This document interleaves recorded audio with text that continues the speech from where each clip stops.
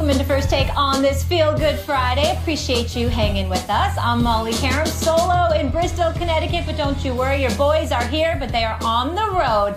Hello, gentlemen. Stephen A. is in New York. Max in Omaha. He's got a big fight this weekend. How we feeling, guys? What's up? How y'all doing? Good morning.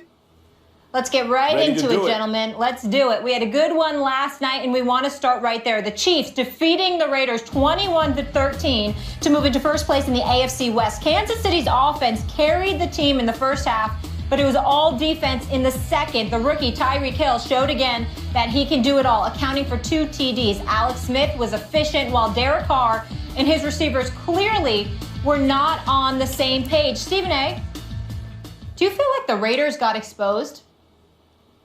No, I do not. I do not feel like they got exposed because I'm going to take a few things into consideration. Clearly, Derek Carr didn't have the best game. It didn't help that Amari Cooper, Crabtree, and the rest of the crew couldn't get open against Peters, Berry, and the Kansas City Chiefs secondary.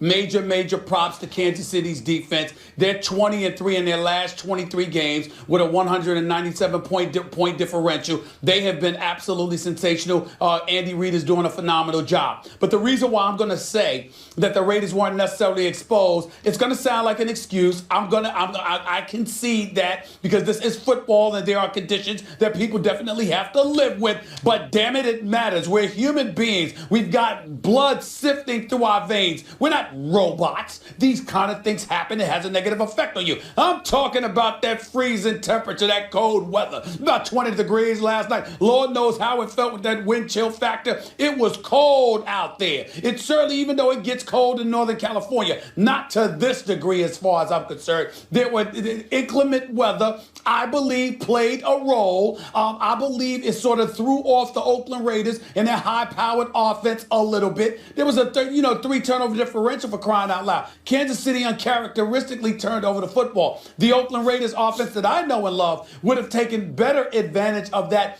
had the conditions been better, although they were held to 10 points early in the season against Kansas City. That is beside the point. I think they would have showed up better last night. I think they would have performed better had it not been for those freezing temperatures, which I clearly did not take into consideration before predicting the outcome of this game. I'm going to give the Raiders a mulligan here because I don't believe that Crabtree and Cooper and all of these boys would have had receiving yards in the 20s. I don't believe that Derek Carr would throw for just 117 yards. I don't care what secondary you're going against. I'm going to give the Raiders somewhat of a pass on this because I think inclement weather compromised their performance, Max. That's what I believe.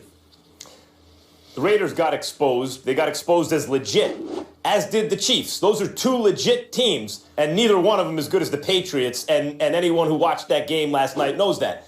The Raiders are legit because on the road, in a very tough place to play, Arrowhead, maybe the toughest in the NFL, in bad weather, in a hostile environment, game came down to the wire.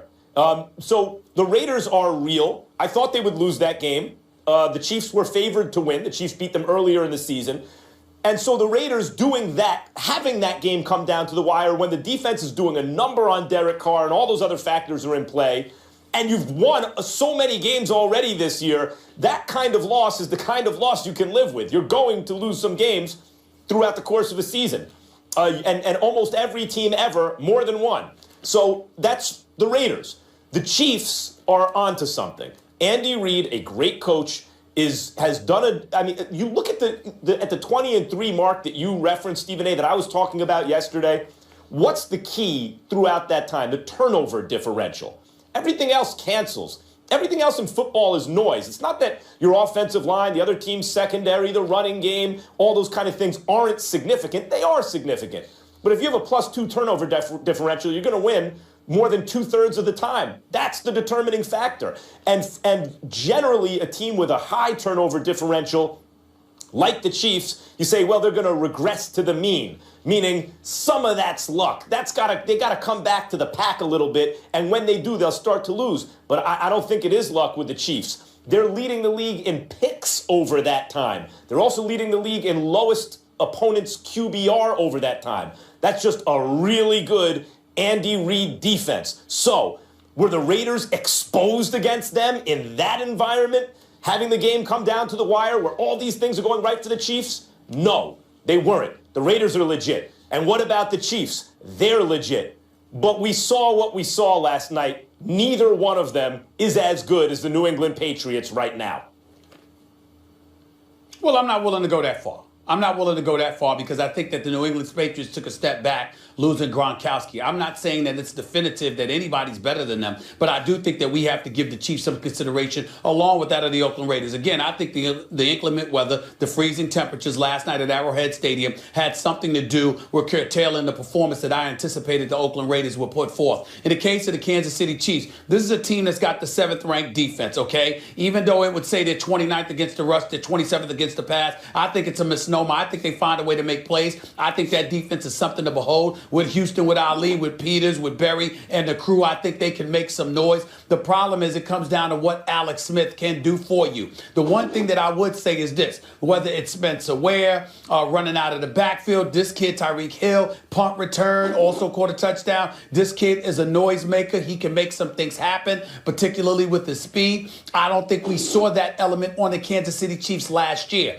You know, you combine that with Jeremy Maclin's return, because if you've got him come playoff time, along with the Hill, along with some semblance of a running game, and a guy like Alex Smith, who isn't prone to make mistakes, last night notwithstanding, I definitely think you got a reason to worry about the Kansas City Chiefs. Here's what we have to keep our eyes on about the Kansas City Chiefs moving forward.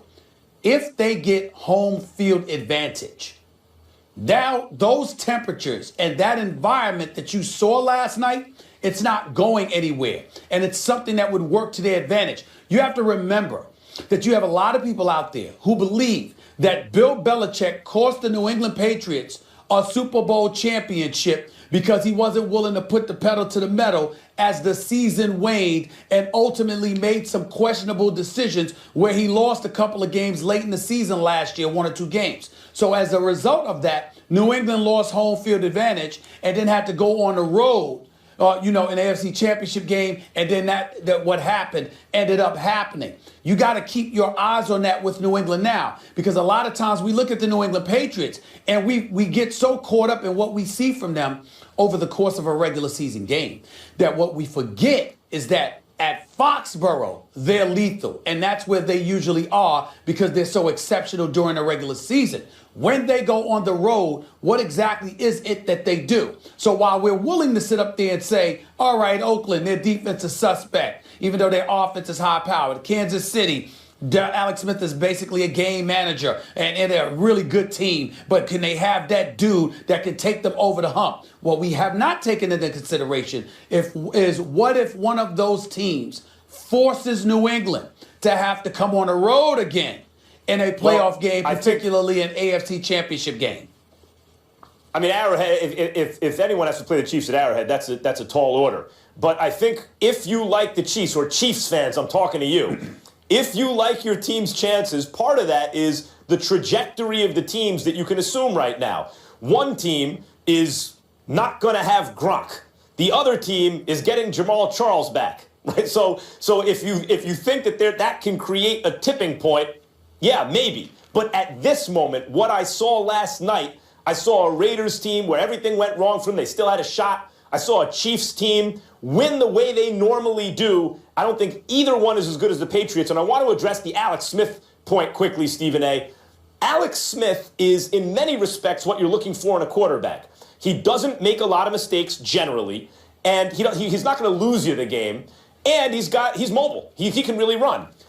He reminds me, though, of Dak Prescott minus. He's a game manager, but where Prescott is big on third down, Prescott's like a hitter who with 2 strikes on him can still hit you the home run. Third down, you need a home run play. Dak can get you that home run play on third down, and then also not make mistakes leading up to that point, and then also use his legs if he has to. Alex Smith does a lot of those things, except that thing you kind of need him to do most generally, which is something that Dak can do. And I think that's the difference between an MVP candidate and a quarterback who you wonder, is he good enough to win a Super Bowl? Yeah, but what I'm seeing is Alex Smith step out a little bit extra. I saw a couple of big time passes to Kelsey last night. I can't ignore that. And when when I see that, and I see, more importantly, you got to remember, being with my Philadelphia roots, working for the Philadelphia Inquirer for 17 years, being there practically the entire time Andy Reid was coaching there for 13, 14 seasons or so. I've seen what this man does with quarterbacks. I see what this man can tend to do with an offense from time to time. And I'm telling you right now, what I'm seeing is Andy Reid opening Alex Smith up, allowing him to take more chances. He's showing signs Alex of it. Smith showing that capability. But it's still, as it pertains to the Raiders, again, to get back to the original question, I'm going to give them a pass last night because I thought those freezing temperatures hindered them. But what they also showed me is that the Raiders are going to find a way to figure that out. Because based on last night's loss, they're going to have to show up in inclement weather, possibly, whether it's Arrowhead or Foxborough, if they want to make some noise in the playoffs. No question. And Stephen A., to that point, with Derek Carr specifically, he's now 0-3 in career games where temperatures are 40 or below. But let's focus on that in the MVP conversation, who Carr has been a part of all season. He struggled in the loss against Oakland, obviously, throwing for just 117 yards on 41 attempts. That's the second fewest pass yards in NFL history by a quarterback who attempted at least 40 passes. He was 2 of 17 on passes thrown more than 5 yards. So Carr's total QBR last night was 9.7, and his 2 lowest QBRs this season were both against the Chiefs. You can see it right there. Here's Carr after the game. It was definitely a bad night. There's no getting around that. I hate to have the bad night come on this one, right? Out of all the games that we've had, but obviously we didn't do enough. We all took turns, and I feel very responsible for that because as the leader of the offense and the team, I feel sick to my stomach, when we put something like that out there on film, and it hurts. I can promise you that. I put too much time into this to go and do something like that. Max, did last night's game affect Carr's chances of winning the MVP? It affected them. I mean, it's not over. It's Dak's to lose, but I thought that before the game. I think Dak's had a better season than Derek Carr. And for those who talk about Dak's offensive line and also the presence of Ezekiel Elliott, I can point to the offensive line on the Raiders and the presence of some excellent receiver. I mean, just an excellent receiving core, arguably the best in the league. So I already thought Dak was the front runner. But now I think there should be a consensus that it's his to lose. And please, with the Tom Brady stuff, Dak Prescott has a higher QBR than Tom Brady, period, and Tom Brady's missed 4 games. That's a ridiculous argument. But Derek Carr could still win it. Let's see what happens with Dak the rest of the way. He is a rookie quarterback. Last night was it's not that it somehow diminishes Derek Carr's season. I still felt like the Raiders were dangerous late in that game, and they were. Because of the presence of Derek Carr. He's a special talent, having a special year. But when you start talking MVP, you got to split hairs. And right now, it's Dak's to lose. Couple of things. I really want Max Kellerman to stop being so disrespectful to Tom Brady, who basically has a rating of 113, a QBR of 89. He's got 19 touchdowns, just 1 interception, and is completing nearly 69% of his passes. Let's not act like, oh my goodness, he doesn't belong in the conversation. That's just disrespectful to arguably the greatest quarterback of this generation. Zip it. Stop it. Stop doing that. Okay, that's number 1. Number 2, when we get to Derek Carr, let's be clear about something here. The race is not over, but he looks bad right now. And here's why he looks bad. Because of what he's done the last 2 games. He completed 54% of his passes in that comeback win over Buffalo. Last night obviously was an awful night, as he admitted. He does have 3 games left. One's against Andrew Luck. All right, first it's against Phillip Rivers. Then it's against Andrew Luck. Then it's against that Denver defense. He shows up and plays big time in those last 3 games. And Oakland wins all 3 games. Then you're talking about a dude that's going to have 13 wins on the season. I don't think you can ignore that. So it's not over by any stretch. But the fact is that he's going to have to show up in an elite fashion in order to capture league MVP honors. It's not because of last night. It's because of the last 2 games combined with the 3 games to go and the way the other guys in the league competing with him for that MVP trophy have been playing.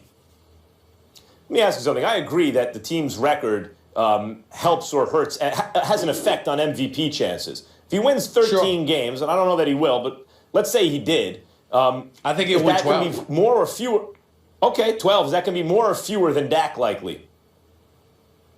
Fewer. So Dak's going to have a higher QBR, likely, more wins on a better team. It seems to me that Dak's the MVP, and as for Tom Brady, because he missed those 4 games, there's no way he can have 13 wins, and he's lost the game, and his QBR is lower than Dak's. I don't see how he's in the conversation. Let's compare apples to apples here. Carr and Dak have played all the games. Well, first of all, Brady could end up with 11 wins. That's number one. Because that's number one. Number two, he could end up with 30-plus touchdowns.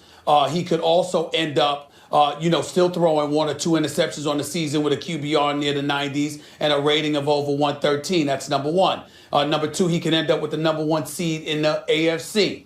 Number 3, and more importantly, when we compare Derek Carr to Dak, we can look at Dak having more wins, but we can look at relatively several pedestrian games on his part where he didn't make mistakes, but he didn't knock your socks off. We can look at the explosive play of Ezekiel Elliott. We can look at the praise that Ezekiel Elliott has been receiving, because you have a situation, which is something we'll talk about later, where you have an owner that might be compromising his quarterback because he keeps talking about his old quarterback who's not a reserve. I know that. I'm going to get there. But the point is, not only do you have that, you have a Hall of Famer who's the all-time leading rusher in NFL history talking about how much he loves what Ezekiel Elliott is doing. So you have all of these supplementary storylines to piggyback off of, to respect Dak, but also diminish what he has done, which could affect Carr in a positive manner in an MVP way. Yes, Carr could still, that's why it's Dak's to lose, but Carr could still easily win it. Because when all is said and done, I do not believe Brady will have the highest QBR and everything. He doesn't right now, Dak does. And plus, even if he did, it would have to be by such a margin to make up for the fact that he missed 25% of the season. He's out. I'm just talking about not how the voters are going to vote. I'm talking about a rational approach to awarding MVP. So when you talk about Dak and why he might not win it, it's always this kind of like nonsense, bad MVP voters who aren't very smart type stuff. It's like, well, Ezekiel Elliott's on the team, so they'll split the vote. Okay, that's the reality, but why should that affect Dak? Why does that mean he's not the MVP? Or he's a rookie. He has time. Derek Carr's been in the league a couple years. He's paid more dues. Or Tom Brady's the greatest quarterback of all time, which is true. Let's give it to him. But none of those are actually good MVP arguments. When you look at the actual argument for MVP, at this moment, it's Dak Prescott. There is no other person to put in that number 1 spot. He can still lose it. Let's see what happens the rest of the way. I hope he does lose it. I hope the Giants beat him this weekend. We'll see. Well, he could still lose it, but he should be number 1 on the list. But at the same time, he is number 1 on the list. But then again, he's not. You all over the damn place. At the end of the day, when it comes down to it, they got 4 games. They got 4 games. No, you're not. They got 4 games to play. We will see what Dak Prescott does. But I'm not going to sit up there and rule out Tom Brady. And let's not forget the storyline. Hold on, Molly. I will be very clear. Molly, I'll be very clear. Hold on, the storyline. Hold on, the storyline. The NFL. You forgot about this, Max. There are people out there that want to see Tom Brady get that NFL MVP because of Deflategate, and they also want to see him win the Super Bowl, so Goodell has to hand him that trophy. They want to see that stuff. Don't forget that. That might influence stuff, too. Okay. Yeah, absolutely. I just want to be very clear about this, and Stephen A. accused me of not being clear. At this moment, Dak Prescott deserves the MVP, period. Not all of the voters are very smart, so he might not get it, even if it were awarded today. We'll find out how you feel Monday morning. We'll find out how you feel Monday morning. Heard you crystal clear there, Max. This MVP conversation is to be continued, gentlemen. But we posted this question on Twitter a little earlier, asking if you all think Carr's MVP hopes are over, and 51% of you are keeping hope alive. 49% said yes, they are. First take just getting started, though. We're going to break down the biggest game this weekend. The Giants handed the Cowboys their only loss of the season. Can they do it again? Plus, Jerry Jones is talking about his boy, Tony Romo, saying he might help the Cowboys get a Super Bowl title this season. You don't want to miss Stephen A's reaction to this. Next. is yours, is mine. And look at the time. Manning back. He lobs one right toward the end zone. Shepard goes up for it, and he makes the catch for the touchdown. Handoff Elliott, right up the middle, touch to the right, to the goal line. Walked it on for the first time. Zeke Elliott's first NFL touchdown. Takes the snap. He looks. He throws it into the end zone. Touchdown, Giants. Victor Cruz. And he breaks out the salsa for the first time since 2014. 12 seconds left, third down, back to throw. Throws it out right. Caught, got out of bounds. Who was that? Terrence Williams. He didn't get out of bounds, and the clock is going to expire right now. And the game is over. And I should have just followed the rules and just went out of bounds. The Cowboys' lone loss of the season was at the hand of the New York Football Giants, Week 1 in Jerry's World, as you just saw. Since then, we all know what's happened. Perfection. Sitting pretty at 11-1. Meanwhile, the Giants, they were on a tear of their own until an ugly loss to the Steelers last week at 8-4, second in the division now behind Dallas. The Giants will be without JPP, who is done for the season. Max, I know this one's personal for you. Who you got? Yeah. Don't worry, I'll keep it very subjective.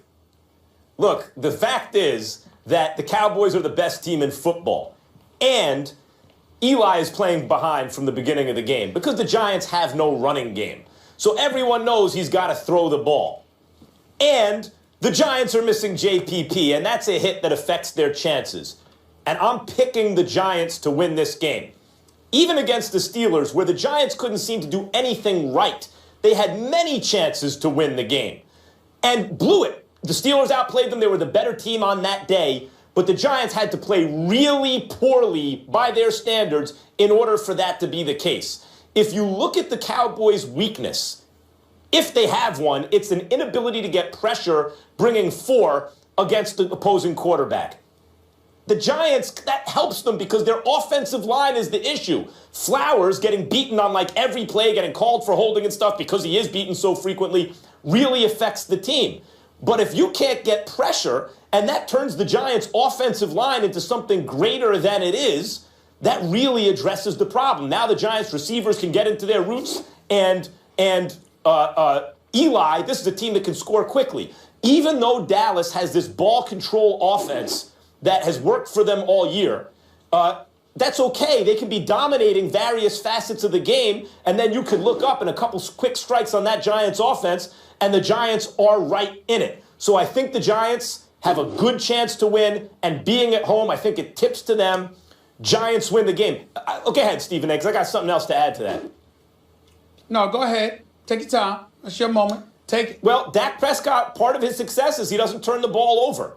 And he's, as I said, he's the front runner for MVP at the moment. If I had a ballot to cast right now, it'd go to Prescott. I think it's a pretty easy decision at the moment. But if you look at not only ball control versus quick strikes, where one team looks like they're dominating, but the other can make it a game even if it shouldn't be, Landon Collins got a nose for the ball. And in a game like this that could easily be decided on a turnover, I look for Landon Collins to get work. Okay, I hear where you're coming from. We all know that I believe the Dallas Cowboys are an accident waiting to happen. We know that I can't stand their fan base. They're the most delusional fan base in American history. I despise these people. I don't like them. And now we know why. I always root for them to lose. And that's one of the reasons why, as I articulated just a few days ago, one of my worst memories as a youngster, having my heart cracked in half by a devoted Cowboys fan. We all get it. I had to confess it. It is what it is. And I'll never get over it in that respect in terms of being a Cowboy fan, and which is why the Cowboy fans will fall, because that's what they do. But not this week. I'm picking the Cowboys to win this game. And the reason I'm picking the Cowboys to win this game is a couple of things. Number one, I don't believe that the Cowboys are going to lose twice to the New York Giants in the same regular season. I can see the Giants beating them in the playoffs, not twice in the regular season. The Giants are just, they epitomize what a roller coaster is all about. They're up and down. And I think that even though last week wasn't a great week in Pittsburgh, I anticipate that this week will be somewhat the same. Eli Manning will have good moments. I also believe he'll throw at least 2 picks. The Dallas Cowboys rank 5th against the rush. The problem is the Giants have the second worst running attack in all of football. I don't know what the conditions are going to be like at MetLife Stadium this weekend. I know it's going to be cold. I know that could be a hindrance to the Dallas Cowboys as well as the New York Giants. The difference is Dak can run with the football. Eli Manning, not so much.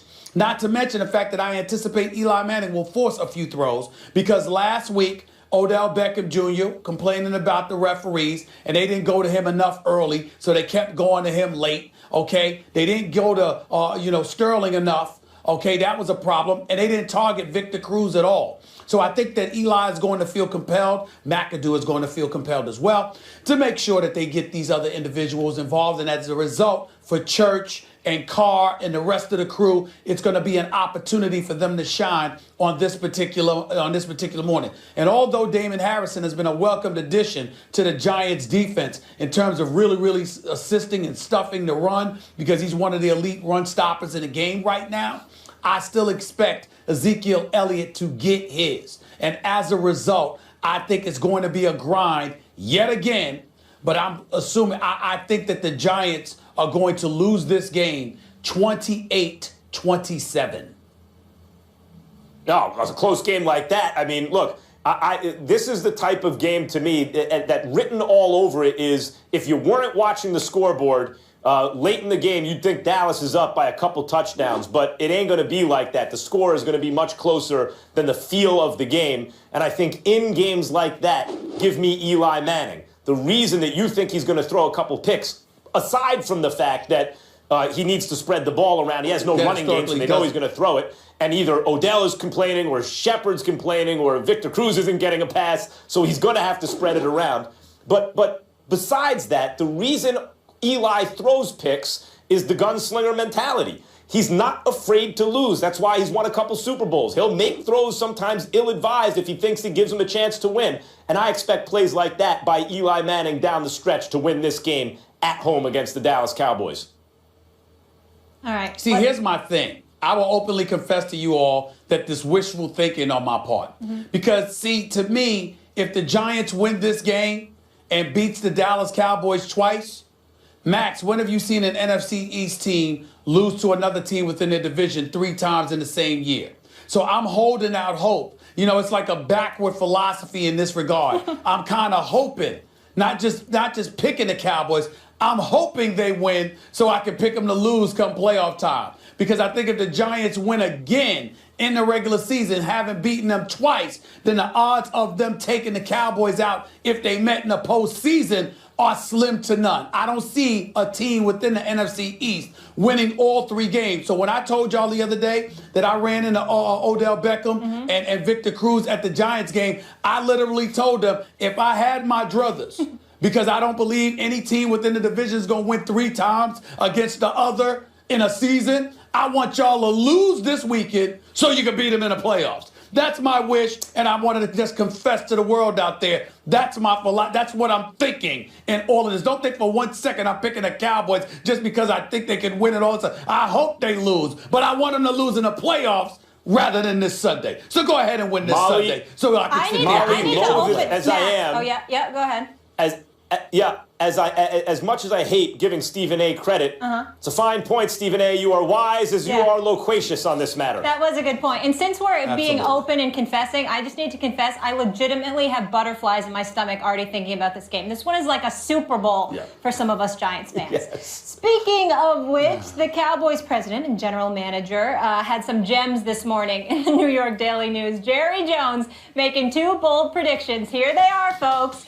I think Romo is going to get his opportunity. I don't want it to happen, but I think he may get his opportunity to get us a Super Bowl. While that's a mixed bag, when I think about it, that means you don't have Dak out there, but it means what a story. One for the ages. If he'd step in there and this year help us win a Super Bowl on the field with his skill, that can happen here. We're not talking about a bus driver out there. We're talking about a guy who can go out there and move our team. Stephen A., The gift that keeps on giving in Jerry Jones. Yes. What did I say? Didn't I tell y'all? It's unbelievable. Didn't I tell y'all? It's How many unbelievable. times have I told y'all? Didn't I tell you? Max, did I not You're told right. this months ago? You did. What did I tell? With Molly, Max, what did I tell you? Didn't I tell y'all? I told y'all Jerry wouldn't let me down, right? Didn't I tell y'all the accident is coming? This is just an inkling of it. I tried to tell everybody. So here you are. You got Max Kellerman going on national TV, all right? You know, being loquacious himself, by the way, articulating his message in such eloquent fashion, talking about Dak Prescott as the #1 MVP candidate. And while you got the #1 MVP candidate, you're Jerry Jones, and you basically went out there and said, I hope something happens to him so Tony Romo could be in the game. You can't make this up. You cannot make this. Is beautiful. This is beautiful. I mean, I am so touched. Let me tell Jerry Jones,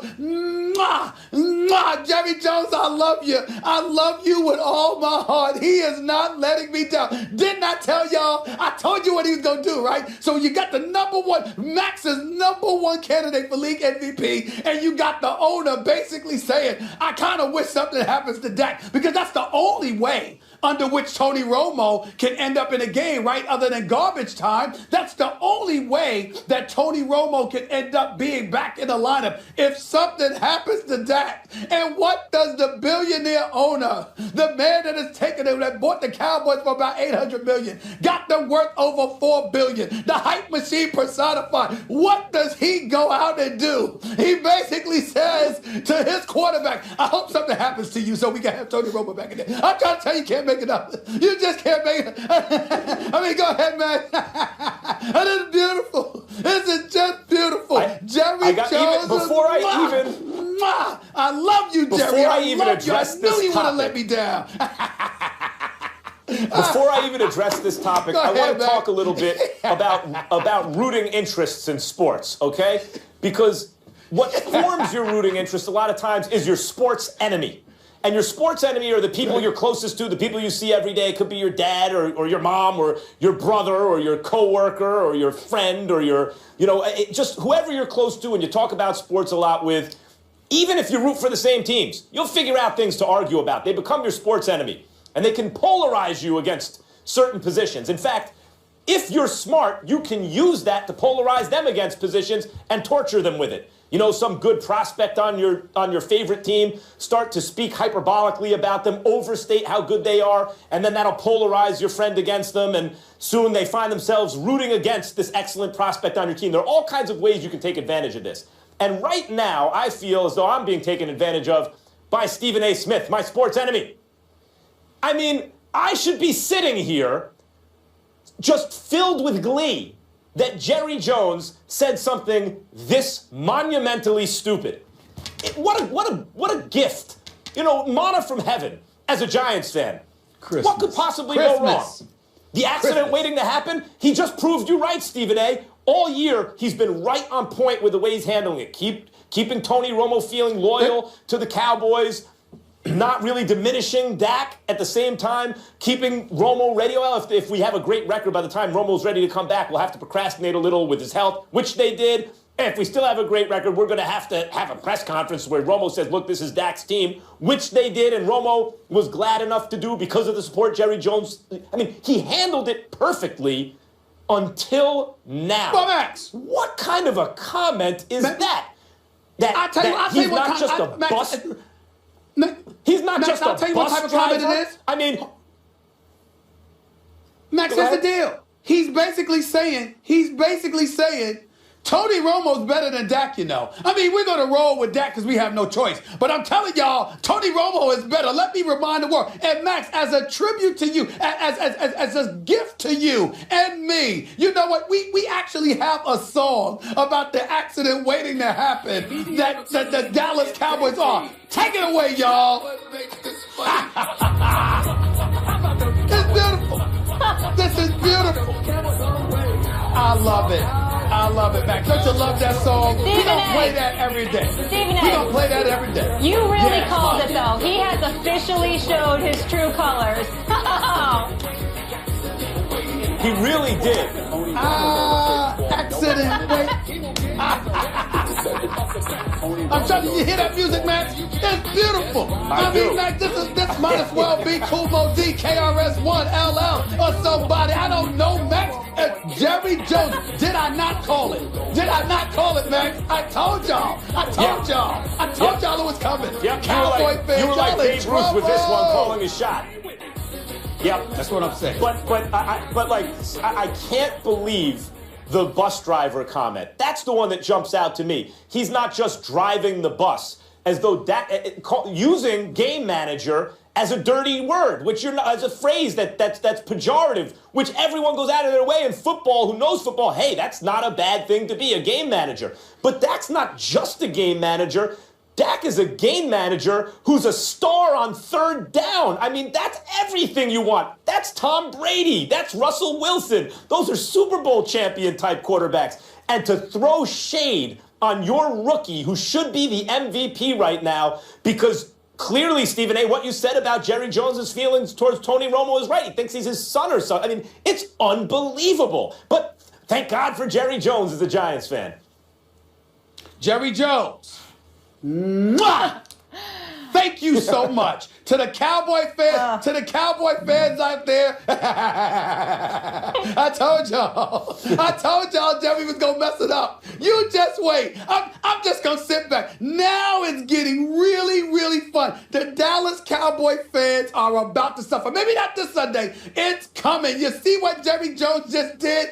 Bam! It's over. Now it's got to actually result in bad things on the field for them. Jerry Jones just opened his mouth. He just messed up everything. Tony Romo, Dak Prescott. Tony Romo's better than Dak Prescott. You know, Dak Prescott, I mean, who is he? Tony Romo is the guy. That's what Jerry Jones said. It's beautiful. Stephen A., major props here. You called this one. Jerry officially once again showing us his true colors. But Carmelo Anthony, guys, I think he's trying to tell us something low-key. So the Carmelo Anthony-Phil Jackson beef has taken over New York, so much so that they got the front and back pages of the New York Post this morning. That's tough. We'll break the latest down there. Plus, Greg Popovich not happy after last night's Spurs loss to the Bulls. We'll react to what he said after the break. Here's a sneak peek. Meanwhile, the Spurs lost 95-91 last night in Chi-Town, ending their 13-0 road win streak to start the season. They were looking to tie last season's Warriors for the most consecutive road wins to begin a season in NBA history. Head coach Greg Popovich was very salty after the streak-breaking loss. I don't remember playing tonight. I didn't play. Guys get a lot of money to be ready to play. No Newt Rockney speeches. It's your job. If you're a plumber and you don't do your job, you don't get any work. I don't think the plumber needs a pep talk. If the doctor botches operations, he's not a doctor anymore. If you're a basketball player, you come ready. It's called maturity. It's your job. Pop, fired up. Do your job. Speaking of which, Stephen A., what responsibility does Pop have for his team's performance in terms of doing jobs? As far as I'm concerned, very, very little.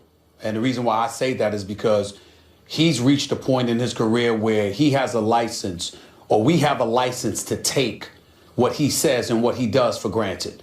I've been covering the NBA, Max, for over 2 decades. I never have encountered a time when I think that Greg Popovich has lied about anything. I've never encountered a time where we've looked at him and we've said he didn't do his job because of effort. He may have made mistakes. There may have been something he could have done better. There were times, particularly during the NBA Finals loss to Tim Duncan, you got to remember that rebound that Chris Bosh captured and ultimately gave to Ray Allen to hit that tying 3. If I remember correctly, Tim Duncan wasn't on the floor. How can that not be? We might have questions about judgment calls from time to time because nobody's flawless. But there's 2 things that you can never, ever, ever say, possibly be 3 things you can never say about Greg Popovich. You can never say he doesn't show up to work. You can't question his effort. You can't question his credentials. You can't question his honesty. These are the kind of things you can't question about this man. And so when he says what he says, First of all, he's absolutely right. Secondly, in today's generation, with the advent of social media and beyond, and everybody just as concerned about their brand as much as they're concerned about their performances and what have you, it's important that an old school dude, who, by the way, has won more than 69% of the games he's coached in his entire career, okay, and he's a 5-time champion, and 6 times he's been to the NBA Finals. He's universally recognized as the best coach in basketball, not to mention he's the guy that's going to succeed Coach Cain as the Olympic coach, okay? All of those credentials aside, we have to remember that this guy is a military man. He is about accountability. He is about making sure that you do the things that you're supposed to do. And when he says what he says last night, what he is saying is, we know what our job is. We know what our responsibilities are. And on occasion, there have been times this season where these guys haven't shown up effort-wise. And the person that I look at is a LaMarcus Aldridge. Because even though I haven't had an opportunity to watch every game for the San Antonio Spurs, and I'm not saying Greg Popovich was talking about him. This is not insider information or anything. I'm just talking about what I'm seeing. I think that LaMarcus Aldridge is getting paid, and he is expected to do a lot. And I think the numbers that he's put forth and the energy that I anticipate and expected from him is not something I have seen when I have watched the Spurs play. He's not the only one. And I'm quite sure Greg Popovich wasn't talking about just him. I'm just saying that I consider LaMarcus Aldridge big time. I have not seen a big time player in LaMarcus Aldridge for the San Antonio Spurs this season. That's the only reason I bring his name up. You think about the Spurs, and going into this season, you pay them lip service, as you do every season. Very few seasons, unless they had some extraordinary performance in the finals the year before, are the Spurs the one that everyone's picking. Everyone will pay lip service. Yeah, they'll be in the running, but it'll be this team or that team. And yet, here we are, where it was obviously the Cavs and the Warriors, and I said the Clippers had the best chance to upset the apple cart. I think you took someone in the East because you know, I guess the Cavs are a little more vulnerable than the Warriors once they get Durant, or whatever your reasoning was. And here are the Spurs with a chance to tie the all-time mark for road wins to start a season. Like, think of how good they are. And why? Because Greg Popovich takes nothing for granted, except a culture of professionalism that he tries to cultivate. He said, no Newt Rockne speeches. You don't need to give a plumber a Newt Rockne speech. That's your job. And these guys are getting paid a lot of money to do their job. So when he's asked, what about you? Don't you have to get them ready? Aren't you also paid a lot of money to do that? He says, no. I'm not out there playing. Basically, he's saying implicitly, I did my job. I came prepared. Some of these guys didn't. Exactly. Now, if another coach without his track record were to say that, that could be problematic. Time out, coach. Ultimately, the buck stops with you. You didn't have your guys ready. But when it's the greatest coach active in the NBA and one of the all-time great coaches in the history of American team sports, that holds much more weight. And I want to say something quickly about egos, because the Spurs are a team where people, ego don't apply with the Spurs. It's not about egos. On the contrary, you have to have an extremely strong ego to play on the Spurs, because that's a coach who, he's not going to coddle you like a child, nor will he berate you as though you're a child, but he's also not going to hide the fact, he's not going to hide his displeasure. It doesn't matter who it is. Even Tim Duncan, at his best, he will dress him down if Tim Duncan doesn't do what he's supposed to do. No one is above that on that team. So you have to have the kind of ego that can handle that. A coach who's going to say it has to be strong and it has to be based on a foundation of putting in the work. And a coach who's going to say, these guys weren't ready to play. It's not my job to motivate them to play. On this team, that has to be part of who you are. And it's one of the reasons that insistence on that code of professionalism that Greg Popovich is so great. Well, I get your point, but, getting back to, isolating specific individuals. We watched the Chicago Bulls last night. Like, Dwayne Wade is making me out to be a liar. I believe they were going to get to the playoffs, but he feels they can make some noise, and they're playing like it, and they deserve a lot of credit. Him, Jimmy Butler, Rajon Rondo. By the way, Rajon Rondo getting a bad rap in certain respects, but we can elaborate on that another time. What I would tell you is this. You're going up against the Chicago Bulls. You're LaMarcus Aldridge. You shoot 5 of 15 from the field. The Spurs are minus 19 when you're on the floor. You're the successor to Tim Duncan. There's a responsibility that comes with that. He needs to play better. That's number one. Number two, there were rumors about him not being happy coming into the season. Young man, protege of mine, Jabari, wrote that. Mike Monroe, just a staple in the NBA community, one of the great NBA reporters in the history of this business, is also covering that game, covering that team. He's a dear friend of mine. LaMarcus Aldridge has better get his act together, because it's not just about Popovich. Those people covering the San Antonio Spurs, a few of whom I know personally, know what they're talking about with the game of basketball. Folks are going to start zeroing in on this man. LaMarcus Aldridge had better step up along with other people. He's better than that, and there are players on this team that are better than the way they're performing. When Stephen A. says that, everybody, just keep in mind, it's not like, he's privy to a lot of information that no one else is. We know. He calls himself Stephen Naismith. Guys, before we get back to football, though, one more NBA topic I want to get into right now surrounding your Knicks. Carmelo Anthony hit us with the subliminal tweets last night, first posting this, potentially touching on Phil Jackson's comments. Ego is the only requirement to destroy any relationship. So be a bigger person, skip the E, and let it go. Hashtag stay mellow. Then he hit us with this. A photo of Muhammad Ali with arrows and this caption, unfazed, my life summed up in one photo. Hashtag stay mellow. Stephen A., you siding with Melo or Phil on this one?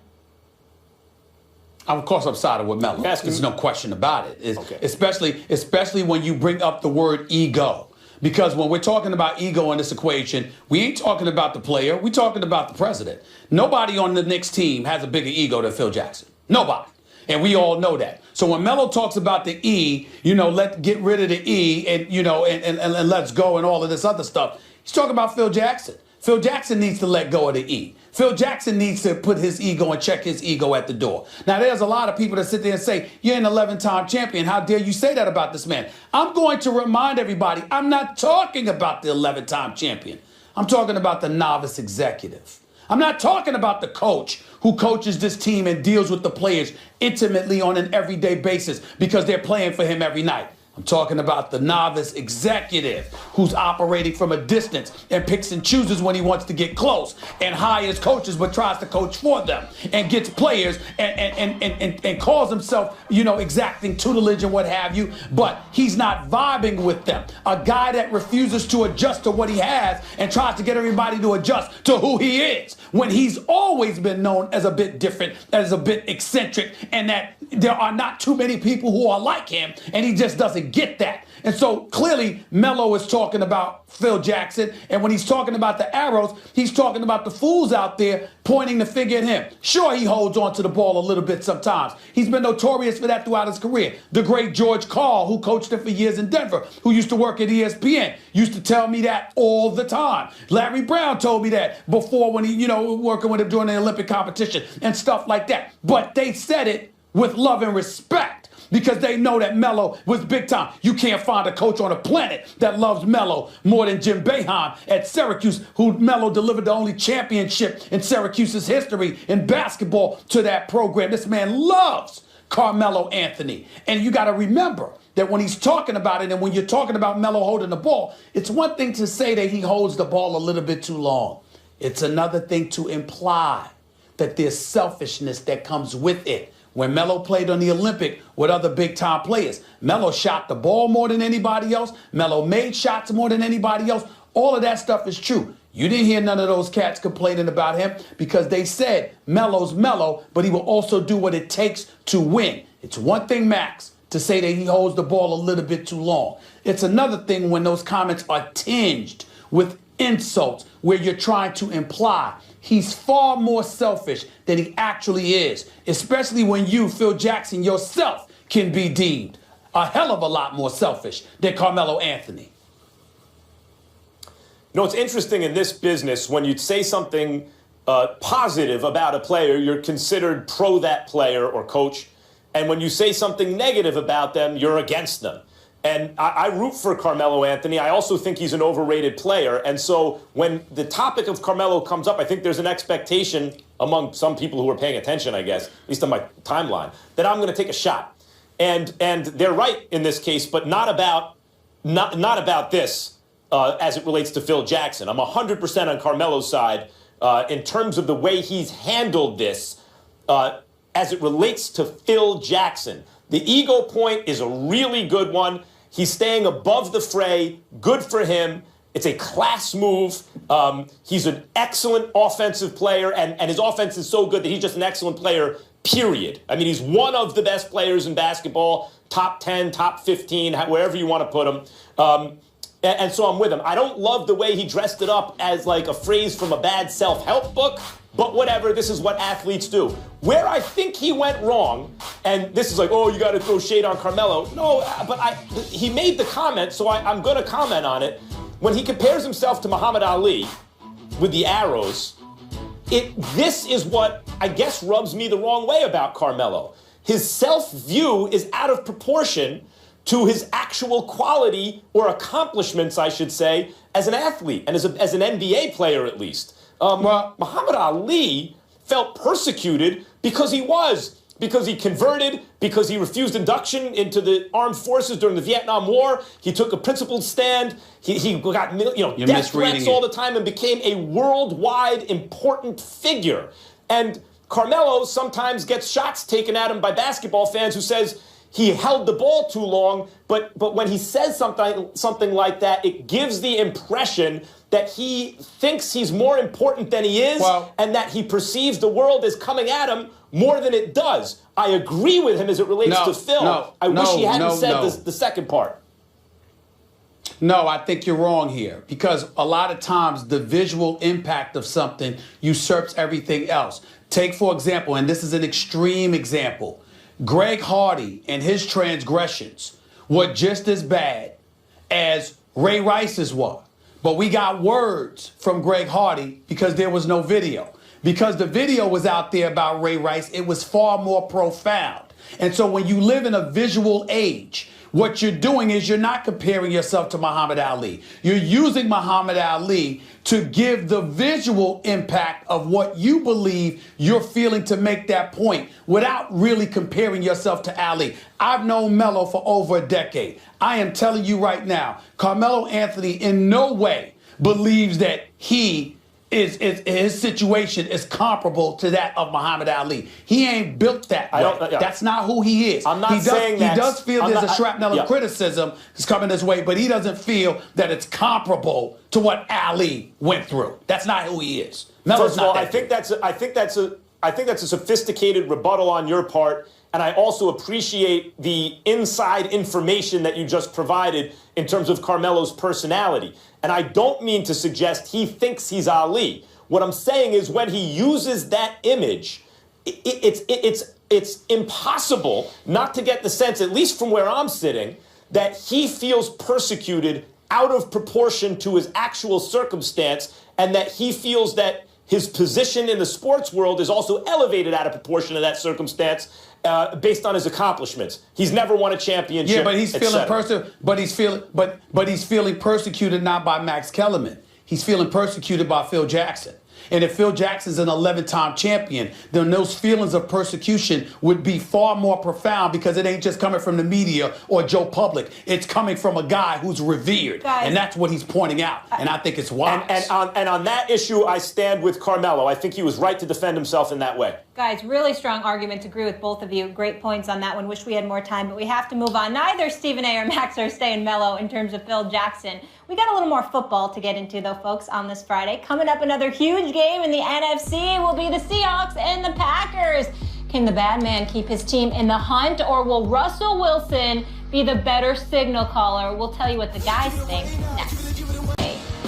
Let's get into this one. 2 weeks ago, when the Packers were sitting at 4-6, Aaron Rodgers didn't tell us to relax this time, but instead he came with a bold prediction. I feel like we can run the table. They've been undefeated since, but Sunday is going to be a tough test when the Seattle Seahawks and the Legion of Boom come to town without Earl Thomas.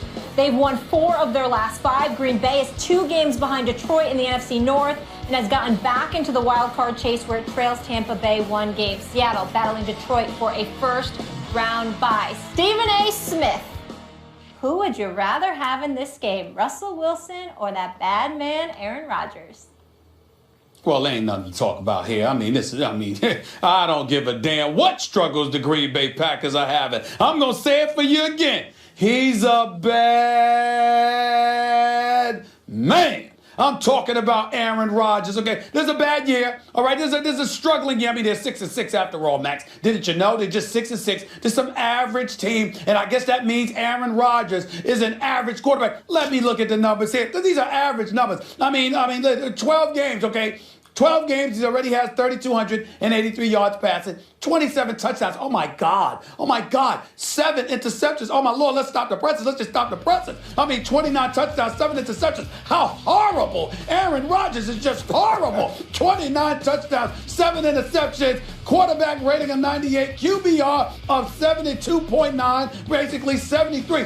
Just horrible. Aaron Rodgers with Jordy Nelson, clearly not himself. With Randall Cobb, clearly not himself. Richard Rodgers, non-existent. Eddie Lacy, non-existent. Okay, Devontae Adams, we're looking for him to be more consistent. Mike McCarthy calling plays again after not calling plays the previous year or two. Aaron Rodgers, my God. Aaron Rodgers, what are we going to do? What are we going to do? Aaron Rodgers must be awful. You think? Stop the nonsense. This is a bad brother. Personal problems, everybody getting in his business, his damn brother betraying him, going on national TV talking about family business and all of this other stuff. This dude still finds a way to go out there and perform like this. He is such a bad man that even with those numbers that I sat up there and said, we're still thinking it's average. Why? Because it's Aaron Rodgers. Had this been Jay Cutler, we've been talking about league MVP honors. But it's Aaron Rodgers, so it doesn't measure up. Because he's so great that these numbers are relatively pedestrian for him. Anytime, any place, anywhere, I need a quarterback, one dude, to get it done for me on one Sunday afternoon or a Monday night or whatever. I'm going with Aaron Rodgers. I don't give a damn what anybody said. Why, Max? Because he's a bad man. That's why. So let me get this straight. Aaron Rodgers is good at football. I mean, look, Aaron Rodgers has more intrinsic ability than Russell Wilson. Aaron Rodgers, until the beginning of last year, I thought was clearly the best player in football. And I still believe it's in there somewhere. It's possible he's already in decline, or that he's going through a transitional period between his prime and his adjustment to his kind of like second prime. That sometimes happens to athletes. Their bodies change just a little bit, almost imperceptibly, and they have to figure out how to adjust to that. And there's a year or two of a dip. And obviously there are issues with the team, etc. It's tough to argue against Aaron Rodgers. But Russell Wilson, in the second half of last year, was the best quarterback in football. He was so much better than Aaron Rodgers. He was so much better than Tom Brady. It was embarrassing in the second half. The only quarterback in the NFL comparable to him, but demonstrably inferior in the second half, was Cam Newton, who won the MVP. Now, Russell Wilson is playing behind a bad offensive line all year. No doubt about it. He's been hurt all year. And in fact, I think that there's actually an argument for Russell Wilson, not that he should be the MVP at this point, but that he deserves some consideration for keeping his team among the elite when he's been hurt, and maybe shouldn't have even been out there, when he's been playing behind that bad offensive line, etc. But Russell Wilson is a guy now entering his prime. And Aaron Rodgers, whether he's exiting it or adjusting or the team's just not as good, is clearly not as good as he was. I mean, not just all this year and last year. It's last year, too. It's almost 2 years now that he hasn't, still excellent because he's arguably the greatest ever when he was at his best, but not the same guy over the last 2 years. Still elite, not quite the same guy as Russell Wilson's entering his prime. And then you factor in, if you ask, who would you rather have, what defenses are they facing? How about the Legion of Boom? How would you like to face? You want to face the Legion of Boom with Aaron Rodgers or that Green Bay defense with Russell Wilson? I'll take the Green Bay defense with Russell Wilson, and the answer for this game is Russell Wilson. Well, I get where you're coming from in terms of taking Russell Wilson against the Green Bay defense, because one would argue Green Bay doesn't have a defense, not with that pathetic, awful secondary. You're absolutely right about that. But I guess my mentality is if I need a quarterback for one game, I'm going with Aaron Rodgers all day, every day, because he's a bad boy. It's just that simple. I think he can scramble almost as well, not quite, but almost as well as Russell Wilson. I think he can throw the football considerably better than Russell Wilson. A matter of fact, I believe that if Aaron Rodgers had a Doug Baldwin, if Aaron Rodgers had a Jimmy Graham, if Aaron Rodgers had dudes that showed up like that, he'd be throwing about 45 to 50 touchdowns and still wouldn't crack 10 interceptions in a season. That's how bad this brother is. Aaron Rodgers is a special dude. All of this stuff or this epitaph, people are mistaken. This dude is on another level. It's just that they got a whole bunch of problems in Green Bay that are not his fault. I don't care what anybody says. It's difficult to imagine Green Bay. If you like Green Bay in this game, it's because it's difficult to imagine them falling under 500, not making the playoffs, because Aaron Rodgers is their quarterback. He's that great. Even over the last 2 seasons, he's that great. Russell Wilson has been over the last now full season, if you take the second half of last year and so far this year, when you consider the production in the second half of last year and how he's kept this team together this year, forget about the stats this year, just the fact that they've won with him on the field, in spite of the fact he shouldn't have been out there, in my opinion, a couple games. I don't know if there's been a more valuable player in the NFL over that entire time than Russell Wilson. Okay, no more hypotheticals, gentlemen. Seattle's favored by 3. Who you got winning this game, Max? Seattle.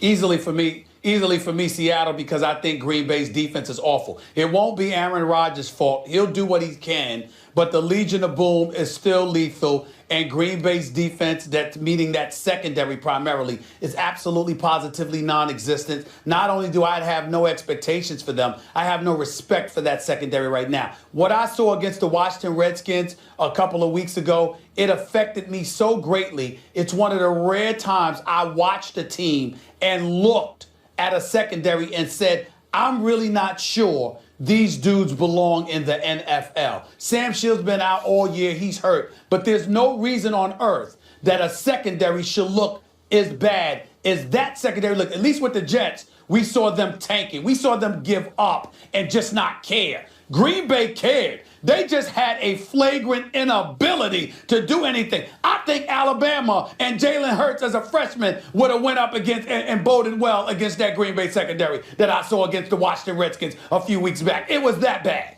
It was that bad. All right, no Earl Thomas. We'll see if Aaron Rodgers can take advantage of that there. But we're going to take a hard left turn right now, because up next, we want to get into a serious subject with the Giants. And running back Nikita Whitlock had his home vandalized twice with racist graffiti. His teammate Victor Cruz had some strong comments on that situation yesterday. Take a listen. We'll react after the break. Giants fullback Nikita Whitlock's home was robbed on Tuesday night. And Whitlock told WCBS TV that burglars scrawled items that included a swastika, the letters KKK, and the phrase, "Go back to Africa," in Trump spelled out on the walls. Whitlock's teammate Victor Cruz had this to say about the incident. There's a certain mindset of a person or of people that follow Donald Trump. If you listen to anything that he says, if you listen to the comments that he's made about women, or the comments he's made about minorities, or the comments he's made about, people of that he feels are somewhat of lesser value, they haven't been positive. For someone to vandalize someone's house and write Trump's name or whatever they wrote on the walls is just proving that exact fact that I'm saying, that people that may follow him aren't necessarily the most positive people in our communities. Max, is Victor Cruz right? Yep. Of course he is. Look, I know, forgive me for those who come to sports to escape the real world. I get that. I'm sympathetic to that idea. And as a consumer of sports and sports talk, sometimes when this stuff goes on, as a consumer, I'm like, okay, I just want to escape and talk about the game. But here's the intersection of sports and life and real life, and in this case, politics. Fact of the matter is that Donald Trump was endorsed by the Ku Klux Klan. That's a fact. I'm not making that up. And that there was an appeal to white nationalists. How else can you say these things? And that this is not the first time that that something like this has happened since the election, and some reference to Trump was made, Trump country, Trump's America. And to Donald Trump's credit, he did, in a nationally televised broadcast, at one point say it should stop. That's terrible. But a couple things need to happen. Either he needs to do that every time something like this becomes public information, or if the idea is this is happening so much that he couldn't possibly, then he needs to address that too, doesn't he? I agree with Victor Cruz. I don't disagree with a single word that you just articulated, Max. You're right. But I'm not going to stop there. See, the only issue that I have with what Victor Cruz said is that it implies that this stuff came about because of Trump's rhetoric and his willingness to appeal to that base. I would argue that clearly it existed long before Trump ever decided to run for the presidency, and it certainly was put on display when we had President Barack Obama inaugurated in 2008. We saw an elected official scream, "You lie," very, very disrespectful towards our president. If I remember correctly, that elected official was from South Carolina. We saw and heard our first lady and the first family compared to apes and beyond. We saw a president highly intelligent, highly accomplished, earned what he had achieved, just throwing away the kind of stereotypes, other folks in America tried to throw in his direction, just bulldozed right through them, and they still came at him with similar rhetoric. And so my point in saying all of that is to say, I think it's a mistake for folks to sit up there and act like, oh, Trump did this. He certainly wasn't as responsible as we would like a presidential candidate to be in terms of the rhetoric that he was spewing and what it ultimately assisted in further inciting. But let's not act like it did not exist until he started running for the presidency. This stuff has been going on for a long time. It certainly went on against our president. And the fact is that it has and always will continue to happen.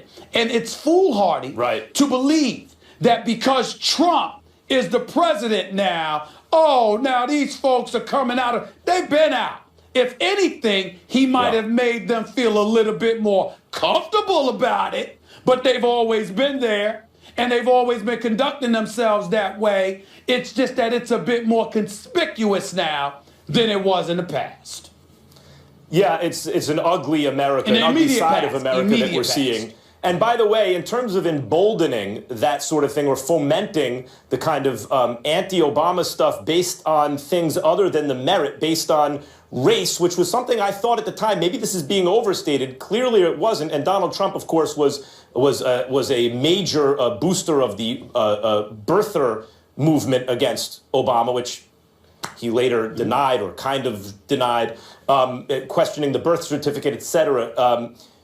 I would say that what we're seeing is there's a term revanchist, which means you want to take back stuff that you lost. And clearly, he's not president yet, by the way, Stephen A. He's president-elect, appealed to that idea with racist white people who seem to want to take back gains made during the civil rights movement, or at least are angry about it, or maybe angry about Obama. I don't know. I don't want this to turn into a political show at the moment. But Victor Cruz pointed something out which is undeniably true.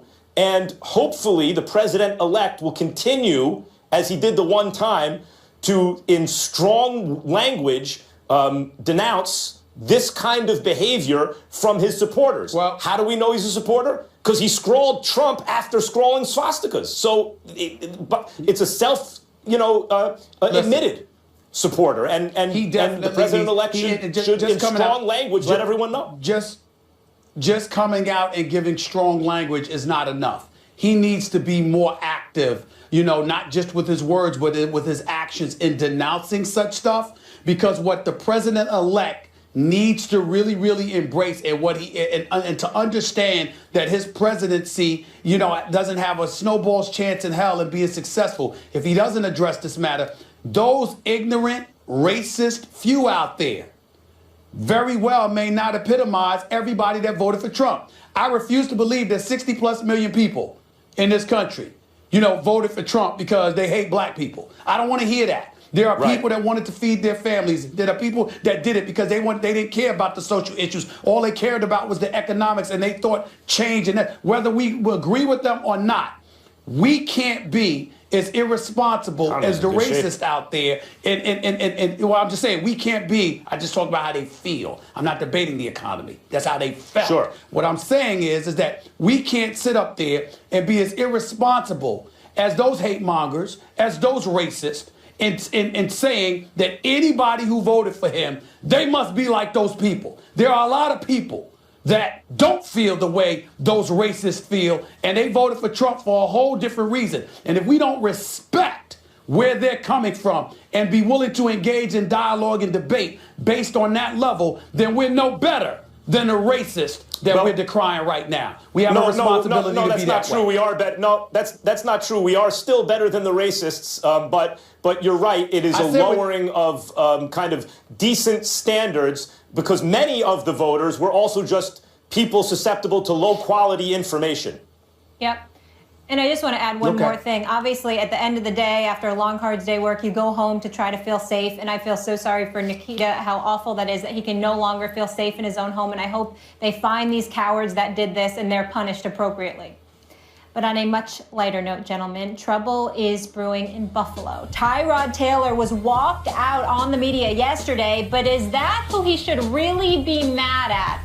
Plus, the Heisman Trophy will be handed out this weekend. Is Max sticking with his pick of Lamar Jackson? Find out that later in the show. Tyrod Taylor left his weekly press conference frustrated after taking multiple questions about his poor play. This coming only a couple days after Rex Ryan was non-committal about the future of his quarterback. I finally found company. Mark Schlereth in the house. Good to see you. Thank you for being here with me. Absolutely. I feel bad. You're here all by yourself. But I got Guys you now. are out. Okay. All right. I know. They got other jobs, things to do, She'll be so all I right. won't get them. She'll be all right. She can be okay on this one. Stephen A. Always with the tough love. Yes, I'll be okay. She don't want to travel. She don't want to travel. She don't want to travel. Okay. She don't want to travel. Okay. I can speak for myself, young man. But Max, I want to start with you on this one. Is Tyrod's issue with Rex or with the media? Neither. His issue is with the $20+ million that if they cut him, he don't get. And Tyrod Taylor, I mean, you think about that. It's easy just to get past that because these numbers are so large. They're abstract, of course. You're sitting at home listening to $20+ million. Oh, all these athletes make a lot of money. No, that's life-changing money. He hadn't been paid like that yet. And that money is sitting there for him. But if his brand, as we see with quarterbacks in the NFL, is so damaged through this process that not only does he not get that money, but no one else out there will give him anything approaching that, that's a catastrophe in someone's life. So I think that's primarily what's on Tyrod Taylor's mind. At least that would be what's on my mind if I were in his position, whether that's the media or Rex or anyone kind of taking aim at my wallet like that.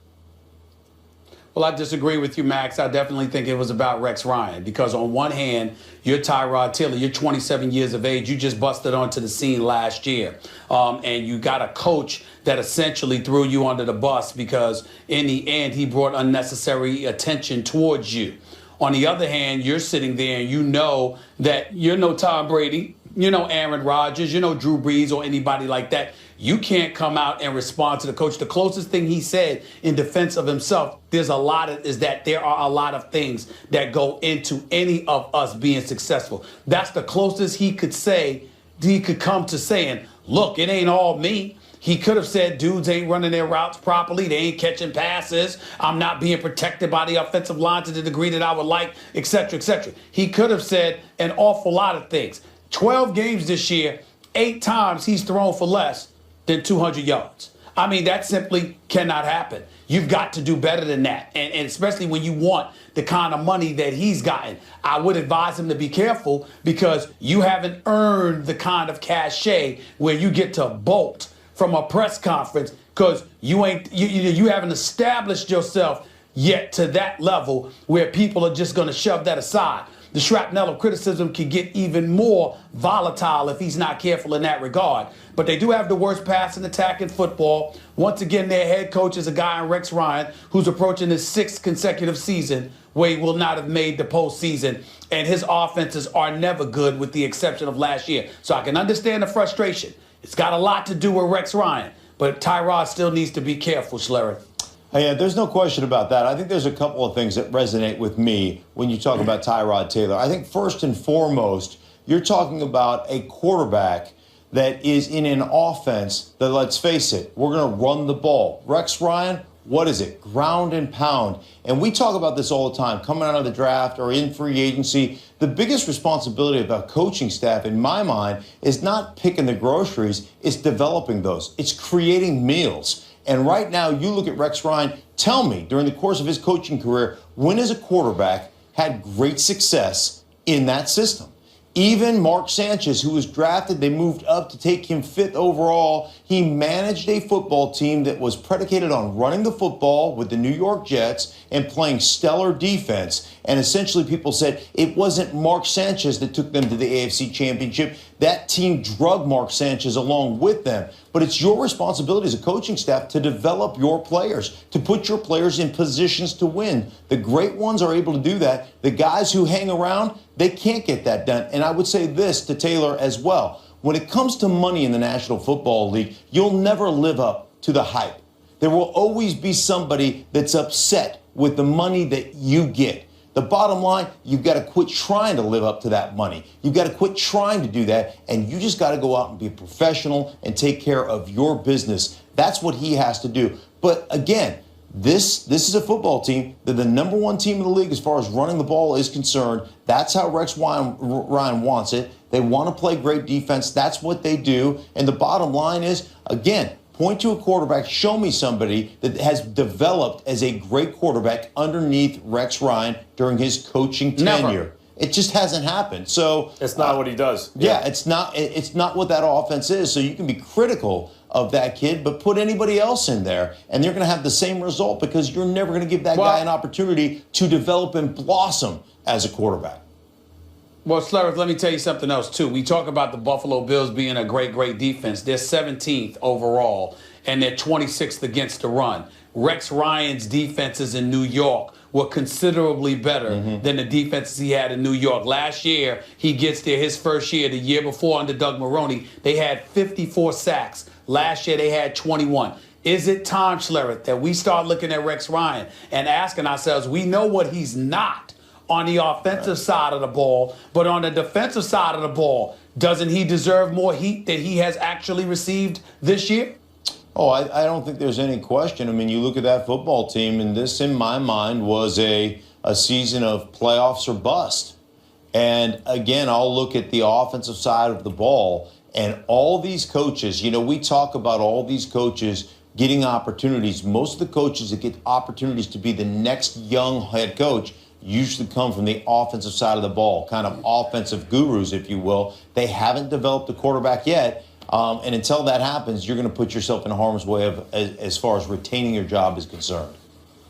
We'll leave it there. In a radio interview this morning, Bills GM Doug Whaley also confirmed that they've made no decision on Tyrod Taylor for 2017. Mark, thank you for the visit You're and welcome. analysis. Always a pleasure to be with you. Thank you. We'll see I'm you sorry on the NFL boys Live leave later you all today. alone. Listen, they got stuff to do. I got it. I'll see him on Monday.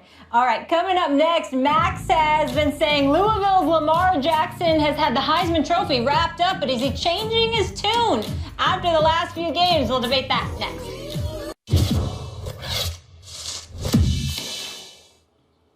Louisville's Lamar Jackson is is the real deal and looks to be the favorite to bring home the school's first Heisman Trophy. Jackson was the third player in FBS history to record 30 pass TDs and rush for 20 more. The other two players, Cam Newton and Stephen A's friend, Timmy Tebow, went on to win the Heisman. Max Kellerman, you've said that Jackson has won the Heisman 6 different times this season. Do you still feel he should win it? A big Lamar Jackson fan. I was really rooting for him. And I saw where people were, the answer is no. He won it 6 times. He lost it like twice. And at the end of the year, yeah. What? After all, you've been bugging me for months. That we don't even need to talk about the Heisman, and he's won it 5 times over. And what? He'll get it. He's still going to get it. He just wouldn't have my vote. I don't care where he gets down. I'm asking you. You're going to sit here on national television after 5 months of telling us that we don't even need to talk about it. He's got the Heisman. What? Oh, my life. Go ahead, Max. Go ahead, buddy. Go ahead, man. Take your time. Explain this one. Take your time. The floor is yours. When the facts change, I change my opinion. What do you do, sir? To quote Cain's, look, he did. He won it 5 or 6 times. I was rooting for him to do it. I didn't like the fact that I would read and hear people, the Geno Smith. Why? Because Geno had this incredible first half and a terrible second half, and it looked like almost 2 different seasons. What do you see in Geno Smith and Lamar Jackson? But he pulled a little mini Geno at the end of the season. He really did. He went from just amazing, so much better than everyone else, to ultimately, that's not a playoff team. And you can't say it's because of his play, but his poor play at the end of the season didn't help matters. If I had a vote for the Heisman, I'd give it to Jonathan Allen, the defensive lineman on Alabama. The defensive player of the year on the best defense, the best player, and they never give it to a defensive player. I don't know why. Why not? Why not give it to a defensive player? Do people believe defense wins championships, or are we just all paying it lip service? He was the best defensive player in the... Let me rephrase. He's the best college football player, period, right now. And he's on the best team. Why isn't that the Heisman?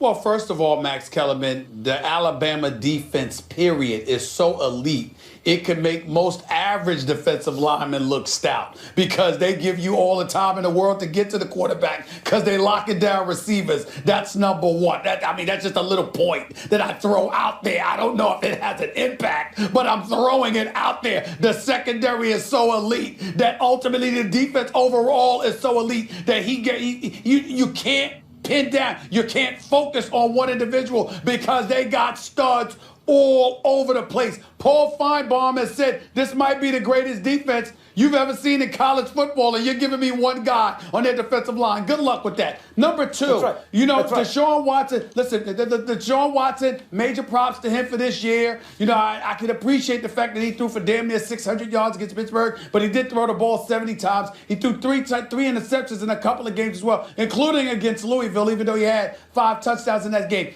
It's no question in my mind Lamar Jackson's got to get this. I don't like the loss to Kentucky. He threw 3 interceptions in that game too, by the way, but they dropped 38. They got punked and smacked around by Houston collectively. He wasn't protected. Dudes weren't getting open. But we saw what he did against Clemson and everybody else. He is clearly the Heisman Trophy. There's nothing to talk about here. You stop it. I'll be happy for him when he gets it, but my vote will go to Allen. And if you're looking for a quarterback, Jake Brown in Washington, 40 touchdowns, like 7 interceptions, had a great season, best team west of the Mississippi. That's another candidate to me that's not being discussed. Sorry to cut you off. Stephen A., I need you to save some of that passion because when we come back, we wrap the show with our final installment of Final Take for the first week here. Don't miss Stephen A.'s closing remarks, always strong. Never know what he's going to say when First Take rolls on.